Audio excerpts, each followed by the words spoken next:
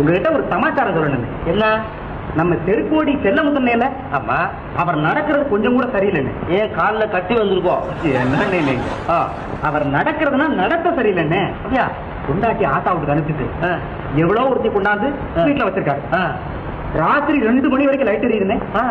ஊர்ல எங்க பார்த்தாலும் கடை. முனுசாமி செட்டியார ஆளை பிடிக்கிறதுக்கு பாராண்ட வச்சுட்டு அலைகிறாரு. சரியா? இன்னமே எங்க அவரை உருப்படுறது.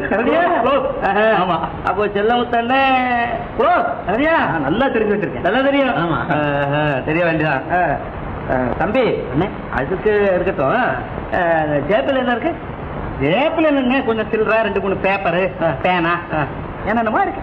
அதுல சில்லறைன்னா அது எவ்வளவு சில்லறை, பேப்பர்னா அது எத்தனை பேப்பர், அதுல என்னென்ன எழுதி இருக்கு அதெல்லாம் கச்சிதமா சொல்லணும் இல்லையா? ஓஹோ அப்படி சொல்லணுமா?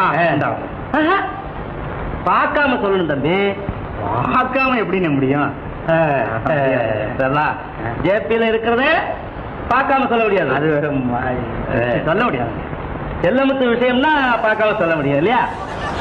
ஏன் தம்பி தெரிஞ்சுக்க வேண்டிய சங்கதி அதான். இதெல்லாம் தெரிஞ்சுக்க வேணும். அவர் பேர்ல தப்பு சொல்றியே, உன் தப்ப நீ தெரிஞ்சுக்கிட்டியோ?